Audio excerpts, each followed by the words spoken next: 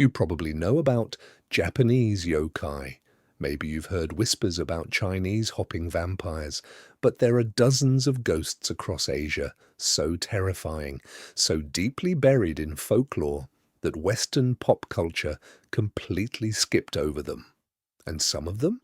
They make your typical haunting look like a joke. In the next 8 minutes, we're going to uncover 5 spirits that have been quietly horrifying people for centuries.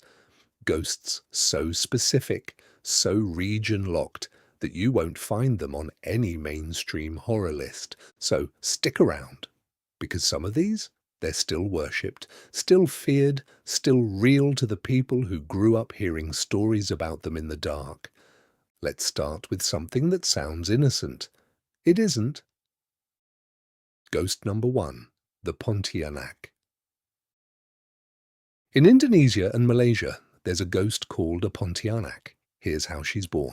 A woman dies in childbirth, doesn't get a proper burial. Her rage at the pain, at the unfairness, at being abandoned, doesn't dissipate. It solidifies, and she comes back wrong. The Pontianak appears as a beautiful young woman, green or white dress, long black hair. She seduces men at night, lures them away from home, and then, let's just say the encounter doesn't end well. Some versions say she feeds on them, others say she just keeps them, traps them in a permanent state between life and death. But here's the part that gets under your skin.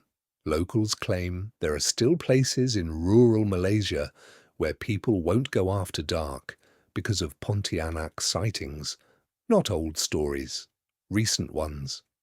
We'll come back to why these hauntings are still happening in the next episode. Ghost number 2, the Jiang, hopping vampire. You might know about the Jiang, the Chinese hopping vampire. But here's what most people miss. This ghost isn't supernatural hunger. It's bureaucratic failure. In traditional Chinese belief, a dead body needs to be buried quickly, in the right place, with the right rituals. If it's not, the corpse doesn't rest. The QI, the spiritual energy, gets trapped inside, and the body reanimates on its own.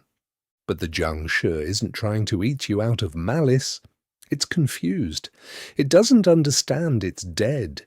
It just hops around in broad daylight, pale, stiff, arms outstretched, looking for familiar places, for home.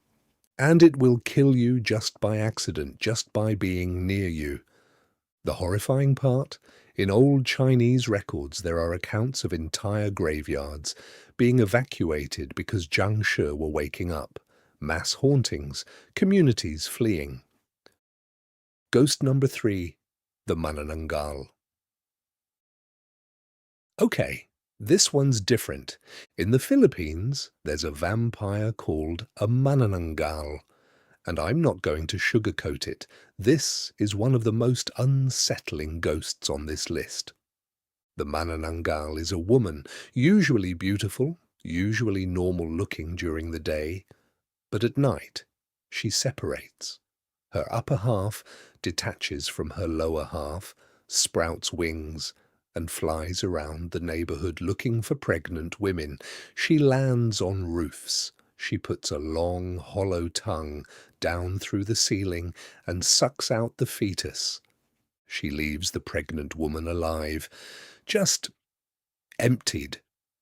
The truly terrifying part? Local folklore says the only way to protect yourself is to find her lower half while she's separated and salt it or burn it.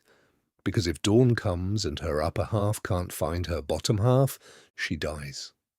And people claim this actually happened, that entire families would hunt Manananggals at night and succeed. There are old records of this. Ghost number 4, the White Lady. Various. Across Asia, Thailand, the Philippines, Vietnam, South Korea, there's a consistent ghost, the White Lady. But she's not one ghost. She's a category of ghost born from colonialism. Most White Lady sightings happen in old colonial buildings, hospitals, prisons, government buildings. The stories usually go like this. She was a woman who died violently under colonial rule, a nurse who was abused, a prisoner who was executed, a servant who was murdered. And now she haunts the place where she died. Sometimes she helps, guides people to safety. Sometimes she torments, screams in the dark, moves objects, traps people in hallways. Here's the thing that makes this worse. Different countries have different white lady stories, but they're all connected by the same thread. Colonial violence against women that was never documented, never acknowledged, never recorded. So when people see the White Lady, they're not just seeing a ghost, they're seeing a whole history that got erased.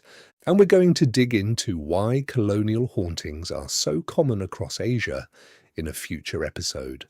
Because there's something genuinely disturbing about how many spirits are tied to this era. Ghost number 5. The Tianak. Last one, and this might be the most unsettling because it preys on empathy. In the Philippines, there's a ghost called a Tianak. It appears as an abandoned infant, crying, helpless, alone on the road at night. And if you stop to help it, if you pick it up, it reveals itself, and it feeds on you. The Tianak is born when a baby dies without baptism, or when an infant is abandoned. The betrayal, the hunger, it twists the soul into something that hunts for comfort, just so it can destroy the person offering it. The cruelty of this ghost is that it knows humans can't ignore a crying baby. It uses compassion as a weapon. And locals in rural areas still report Tianak sightings. They've actually created rituals, prayers, amulets to protect against them, not as folklore, as current practice. So those are 5 ghosts that have been terrifying people for centuries, and most of the world never heard about them. Why? Because these stories come from cultures that were colonized, written out of the historical record, dismissed as superstition instead of being recognized as part of a living spiritual history. If you like this kind of content and want to learn more cool things across various Asian cultures, hit subscribe.